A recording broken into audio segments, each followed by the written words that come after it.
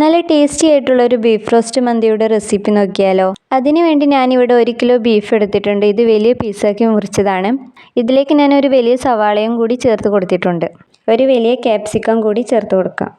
ഇനി ഇതിലേക്ക് 2 Maggi cube ഇങ്ങനെ കൈകൊണ്ട് പൊടിച്ചിട്ട് കൊടുക്കാം. ഇനി മന്തിയുടെ മസാലപ്പൊടി ഒരു 5-6 ടേബിൾ സ്പൂൺ ചേർത്ത് കൊടുക്കാം. എന്നിട്ട് 2-3 ഏലക്കായും പട്ടയും ചേർത്ത് കൊടുക്കാം. ഇനി ഇതിലേക്ക് ഒരു 1/2 ടീസ്പൂൺ ഉപ്പ് ചേർത്ത് കൊടുക്കാം. എന്നിട്ടൊരു 3 ടീസ്പൂൺ ഇഞ്ചി വെളുത്തുള്ളി പേസ്റ്റും ചേർത്ത് കൊടുക്കാം.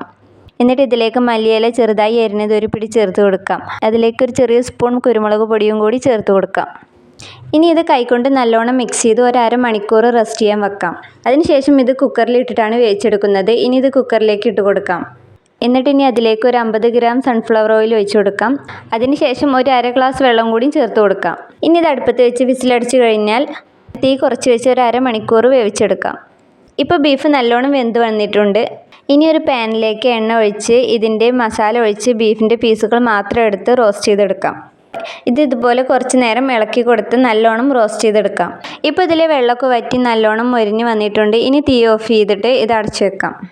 ഇതിൻ്റെ കൂടെ നമുക്ക് റൈസും കൂടി വേവിച്ചെടുക്കണം കേട്ടോ. അതിന് വേണ്ടി ഒരു 3/4 കിലോ ബസ്മതി റൈസ് വെള്ളത്തിലിട്ട് കുതിർക്കാൻ വെച്ചിട്ടുണ്ട്. ഇനി ഒരു കലത്തിൽ വെള്ളം തിളപ്പിക്കാൻ വെക്കാം. അത് തിളച്ച് വരുമ്പോൾ അതിലേക്ക് ഉപ്പ് ചേർത്ത് കൊടുക്കാം. അതിൻ്റെ കൂടെ തന്നെ ഒരു 2 ടേബിൾ സ്പൂൺ സൺഫ്ലവർ ഓയിലും കൂടി ചേർത്ത് കൊടുക്കാം. ഇനി നല്ലോണം തിളച്ച് വരുമ്പോൾ അതിലേക്ക് ഏലക്കായ, പട്ട, ഗ്രാമ്പു എന്നിവ ചേർത്ത് കൊടുക്കാം. അതിനുശേഷം ഒരു വലിയ ഉണക്ക നാരങ്ങയും ഒരു മാഗി ക്യൂബും കൂടി ചേർത്ത് കൊടുക്കാം. എന്നിട്ട് കഴുകി ഊറ്റി വെച്ചിരുന്ന അരി ഇതിലേക്ക് ചേർത്ത് കൊടുക്കാം. ഇനി റൈസ് ഒരു 1/4 വേവാകുമ്പോൾ നമുക്കിത് വാർത്തെടുക്കാം. ഇനി ഒരു വലിയ പാത്രം എടുത്ത് അതിലേക്ക് സൺഫ്ലവർ ഓയിൽ ഒഴിച്ചു കൊടുക്കാം. അതിലേക്ക് നമ്മൾ വാർത്ത് വെച്ച റൈസിൻ്റെ പകുതി എടുത്ത് ഇതുപോലെ പരത്തി കൊടുക്കാം. ഇനി നമ്മൾ റോസ്റ്റ് ചെയ്ത ബീഫിൻ്റെ ബാക്കി മസാല ഇതുപോലെ ചേർത്ത് കൊടുക്കാം. എന്നിട്ട് ബാക്കി റൈസ് ഇതിന് മുകളിൽ ഇട്ട് കൊടുക്കാം. എന്നിട്ട് ഇതുപോലെ പരത്തി കൊടുക്കാം. ഇനി നമ്മൾ റോസ്റ്റ് ചെയ്ത ബീഫ് ഇതിൻ്റെ മുകളിൽ ഇട്ട് കൊടുക്കാം.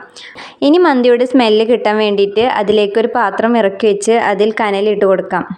എന്നിട്ട് അതിലേക്കൊരു ടേബിൾ സ്പൂൺ സൺഫ്ലവർ ഓയിലും കൂടി ചേർത്ത് കൊടുക്കാം. ഇനി ഇത് അടച്ചു വെച്ച് ദമ്മാക്കി വെക്കാം. അതിൻ്റെ മുകളിൽ കനലും കൂടി ഇട്ട് കൊടുക്കാം. ഇനി ഒരു 1/2 മണിക്കൂർ കഴിഞ്ഞ് ഇത് തുറന്ന് നോക്കാം. ഇപ്പം നമ്മുടെ ബീഫ് മന്തി റെഡി ആയിട്ടുണ്ട്. ഈ ബീഫിൻ്റെ പീസൊക്കെ നല്ലോണം വെന്ത് നല്ല സോഫ്റ്റായി വന്നിട്ടുണ്ട്. ഇത് കാണുമ്പോൾ തന്നെ ഇത് കഴിക്കാനും നല്ല ടേസ്റ്റാണ്. അപ്പോൾ ഒരു തവണയെങ്കിലും ഇതുപോലെ ഒന്ന് ട്രൈ ആക്കി നോക്കൂ. അപ്പോൾ വീഡിയോ ഇഷ്ടമായി ലൈക്ക് ചെയ്യുക, കമൻറ്റ് ചെയ്യുക.